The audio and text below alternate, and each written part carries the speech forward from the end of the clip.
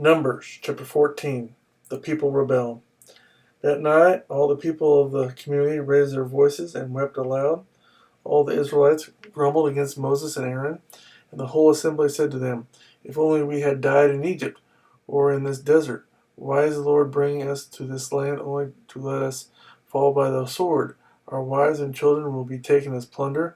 Wouldn't it be better for us to go back to Egypt?" And they said to each other, "We should choose a leader and go back to Egypt."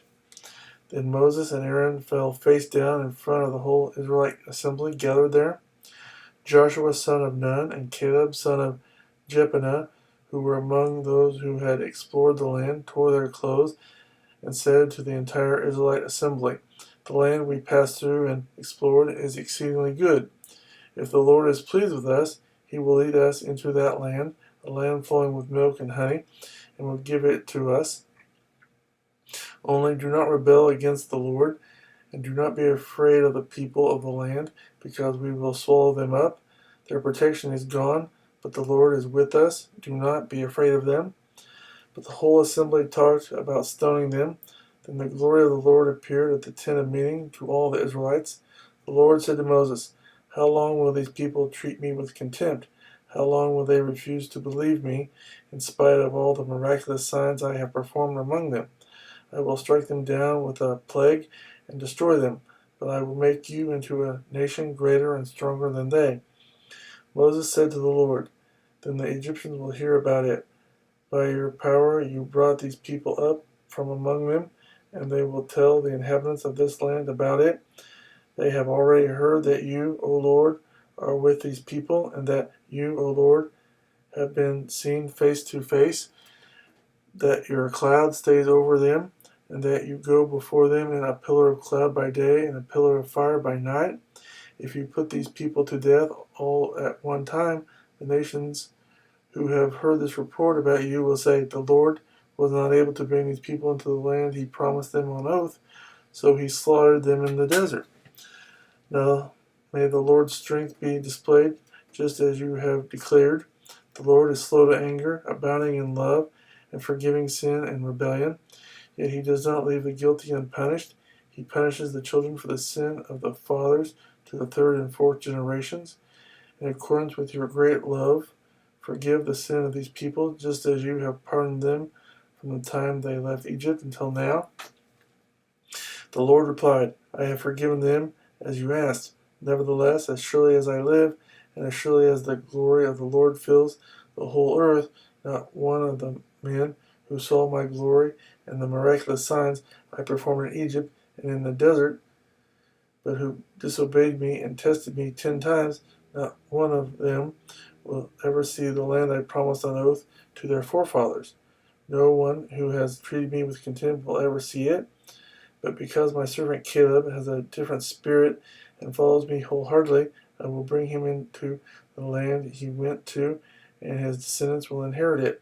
Since the Amalekites and Canaanites are living in the valleys, turn back tomorrow and set out toward the desert along the route to the Red Sea." The Lord said to Moses and Aaron, "How long will this wicked community grumble against me? I have heard the complaints of these grumbling Israelites. So tell them, as surely as I live, declares the Lord, I will do to you the very things I heard you say. In this desert your bodies will fall, every one of you 20 years old or more, who is counted in the census, and who has grumbled against me. Not one of you will enter the land I swore with uplifted hand to make your home, except Caleb, son of Jephunneh, and Joshua, son of Nun. As for your children that you said will be taken as plunder, I will bring them in to enjoy the land you have rejected. But your bodies will fall in this desert. Your children will be shepherds here for 40 years, suffering for your unfaithfulness until the last of your bodies lies in the desert. For 40 years, 1 year for each of the 40 days you explored the land, you will suffer for your sins and know what it is like to have me against you. I, the Lord, have spoken, and I will surely do these things to this whole wicked community which has banded together against me. They will meet their end in this desert. Here they will die." So the men Moses had sent to explore the land, who returned and made the whole community grumble against him by spreading a bad report about it. These men responsible for spreading the bad report about the land were struck down and died of a plague before the Lord. Of the men who went to explore the land, only Joshua son of Nun and Caleb son of Jephunneh survived. When Moses reported this to all the Israelites, they mourned bitterly.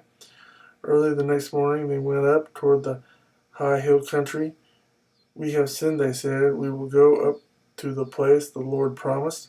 But Moses said, Why are you disobeying the Lord's command? This will not succeed. Do not go up, because the Lord is not with you. You will be defeated by your enemies, for the Amalekites and Canaanites will face you there. Because you have turned away from the Lord, he will not be with you, and you will fall by the sword. Nevertheless, in their presumption, they went up toward the high hill country, though neither Moses nor the ark of the Lord's covenant moved from the camp. Then the Amalekites and the Canaanites who lived in that hill country came down and attacked them and beat them down all the way to Hormah.